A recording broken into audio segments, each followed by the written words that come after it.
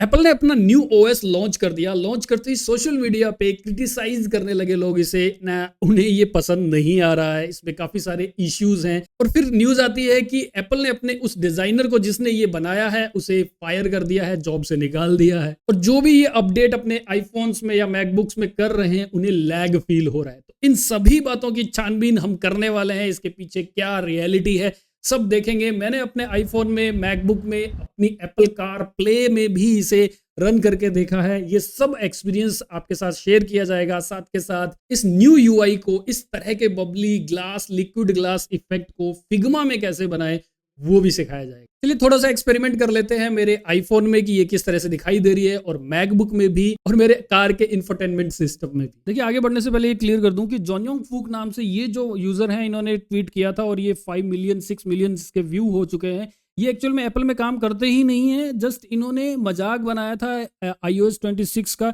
जिसमें इन्होंने बताया कि बैकग्राउंड और फोरग्राउंड के साथ कॉन्फ्लिक्शंस हो रहे हैं विजुअली, जिससे कि ये बिल्कुल भी सही नहीं लग रहा है iOS 26 का ये इफेक्ट, जिसको हम आगे इसी वीडियो में डिस्कस भी करेंगे। प्रैक्टिकली दिखाऊंगा मैं आपको कि ये वाकई में क्यों काम नहीं कर रहा है।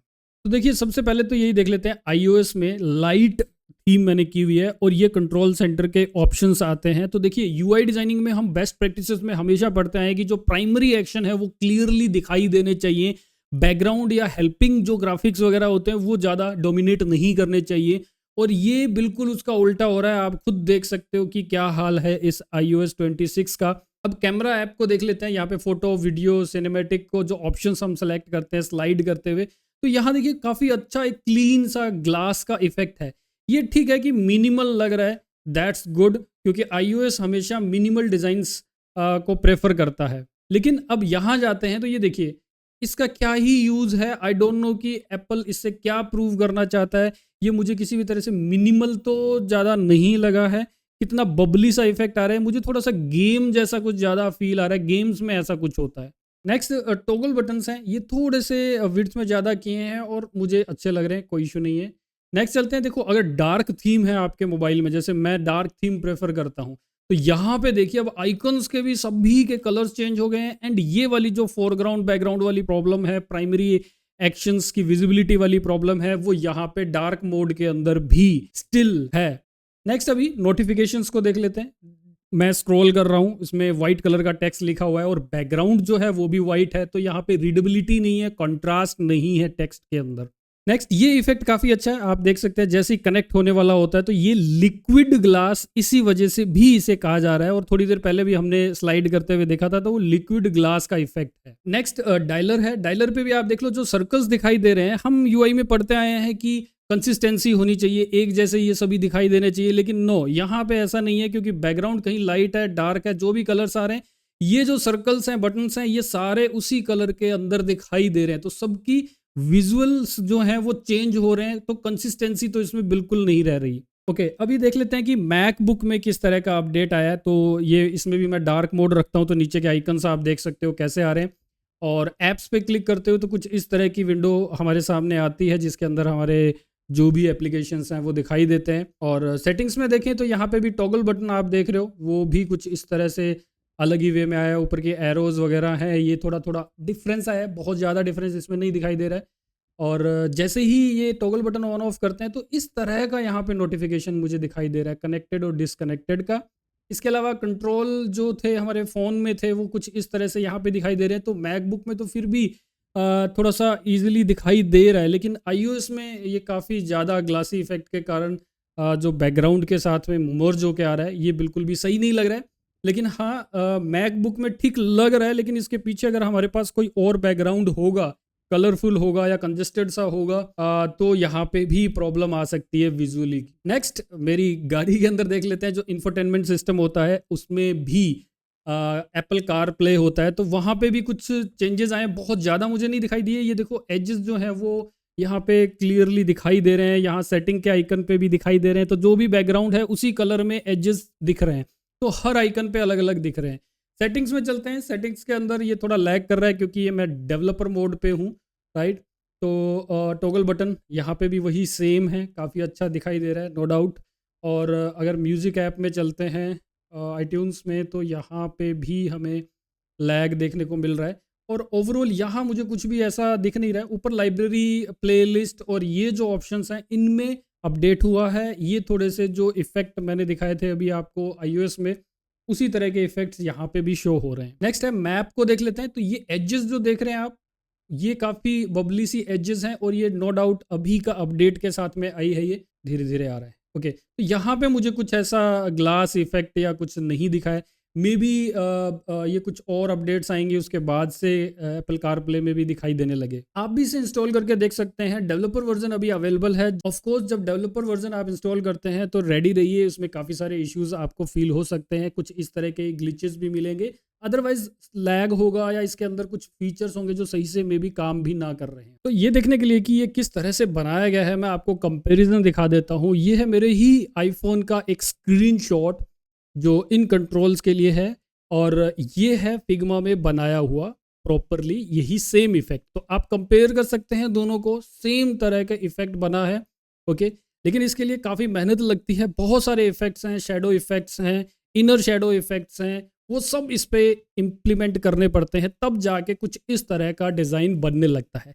यहाँ आपको खास ध्यान देने वाली बात यह है कि ये क्योंकि ग्लास, लिक्विड ग्लास इफेक्ट है, अगर बैकग्राउंड में जो भी कलर होगा उसी कलर के अंदर आपको ये एजेस दिखाई देने लग जाते हैं। जैसे कि अगर यहाँ एग्जांपल लें, यहाँ इसके बैकग्राउंड में थोड़ा सा रेड कलर था तो आपको ये रेड यहाँ तक दिखाई देने लगेगा। यहाँ पे थोड़ा ग्रीनिश था, थोड़ा सा टर्किश कलर है, तो वही कलर आपको यहाँ दिखाई दे रहा है। तो आपको कलर का डिफरेंस दिखाई दे रहा होगा क्लियरली। और यही प्रॉब्लम है इस न्यू यूआई के अंदर। देखो, यूआई की बेस्ट प्रैक्टिसेस में हम हमेशा सीखते आए हैं कि प्राइमरी एलिमेंट जो होता है वो क्लियरली दिखाई देना चाहिए।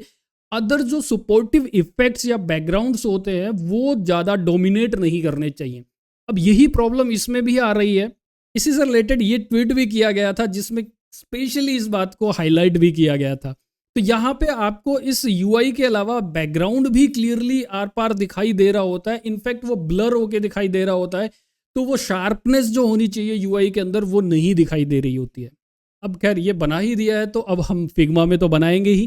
तो यहाँ पे मैं एग्जैक्टली एक एक इफेक्ट को लगा के नहीं दिखाऊंगा, अदरवाइज वीडियो काफ़ी लेंदी हो जाएगी। ये फाइल का लिंक आपको मिल जाएगा, लेकिन आपको दिखा देता हूँ कि ये किस तरह से बनाया गया है। तो यहाँ पे मैंने इसे सेलेक्ट किया और अगर आप देखें तो ये काफ़ी सारे इफेक्ट्स इस पे अप्लाई किए गए हैं। इफेक्ट में फर्स्ट ऑफ ऑल तो बैकग्राउंड ब्लर किया गया है ताकि बैकग्राउंड जो भी है वो ब्लर दिखाई दे ऑफ कोर्स। उसके बाद ड्रॉप शेडोज हैं, 2 ड्रॉप शेडोज लगाई हैं। मैं अगर रिमूव करके दिखाऊं तो आपको बहुत ही हल्का सा डिफरेंस दिखाई देगा ड्रॉप शेडो के अंदर, राइट। 2 टाइप की ड्रॉप शेडोज लगाई हैं और उसके बाद इनर शेडोज काफ़ी सारी लगाई हैं। अगर आप देखें तो ये ग्लो के लिए इनर शेडो है अलग अलग एंगल्स के साथ में। इस साइड की ग्लो के लिए ये अलग से इनर शेडो लगाई गई है और इसके कुछ इस तरह की सेटिंग्स हैं। तो आपने ये बनाते टाइम एक एक सेटिंग को खुद करके देखने की नीड नहीं होगी, राइट, क्योंकि अब उसका भी मैं आपको सॉल्यूशन बताने वाला हूँ।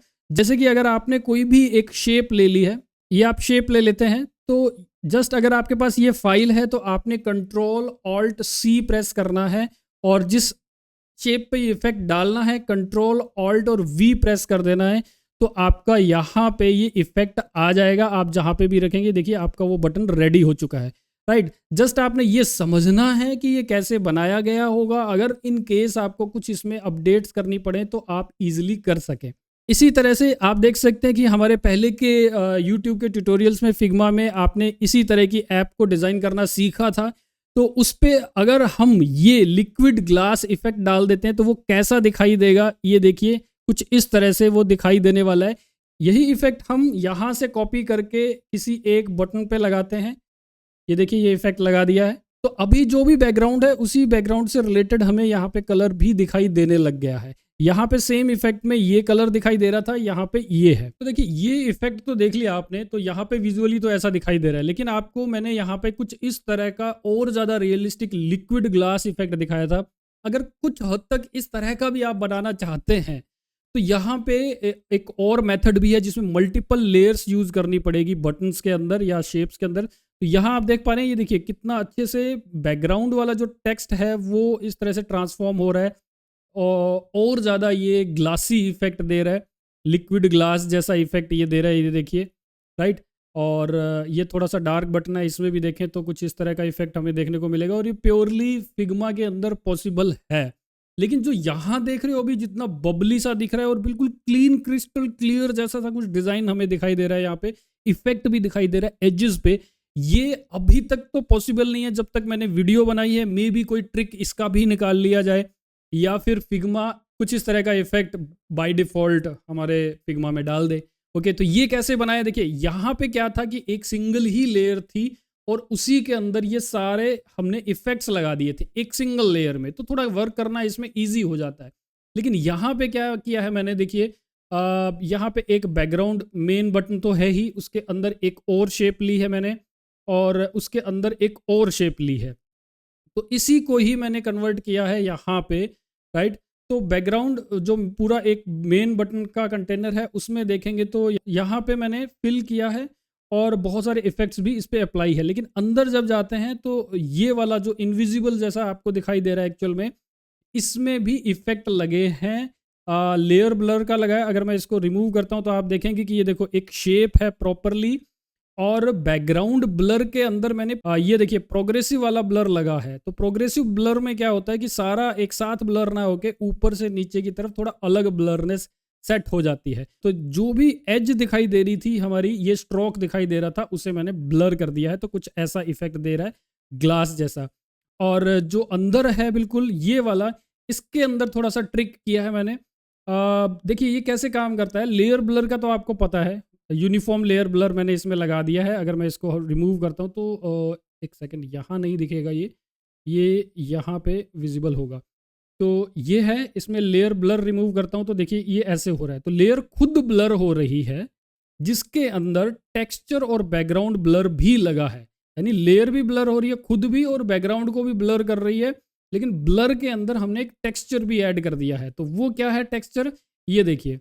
अगर मैं इसकी वैल्यू 0 कर देता हूं तो टेक्स्ट बिल्कुल पीछे वाला जो गुरुजी लिखा हुआ है ब्लैक कलर में, वो क्लियर ही दिखाई दे रहा है। तो यहाँ पे 100 मैक्सिमम जो होता है वो यहाँ पे दे चुके हैं, और रेडियस जो है वो आप कम ज़्यादा कर सकते हैं। देखिए मैं जितना ज़्यादा इसकी रेडियस करूँगा उतना ही ये पीछे का जो टेक्स्ट है वो डिस्टॉर्ट हो रहा है एक तरह से। ओवरऑल जो बटन है वो कुछ इस तरह से इफेक्ट दे रहा है। लेकिन ऑफ कोर्स ये 100% सेम जो iOS फिलहाल कर रहा है, इफेक्ट दिखाई दे रहा है iOS के अंदर एलिमेंट्स में, वैसा नहीं है, लेकिन काफ़ी हद तक ये ऐसा है। ये जो फाइल है इसका लिंक आपको डिस्क्रिप्शन में मिल रहा है वीडियो के, आप वहां से डाउनलोड कर सकते हैं। लेकिन इसमें मेन इशू जो मुझे दिखाई देता है वो ये है कि अगर सपोज कीजिए आपकी एप्लीकेशन के अंदर रेड कलर आपका एक्सेंट कलर है या उसको हाईलाइट करना है, वो आपकी ब्रांडिंग का कलर है, तो आप कहाँ दिखाओगे इसे, क्योंकि इनकी पूरी यूआई जो है वो लिक्विड ग्लास इफेक्ट वाली ही है। तो आप सिर्फ बैकग्राउंड में वो कलर लगा सकते हो जो भी आपका ब्रांडिंग का कलर है। तो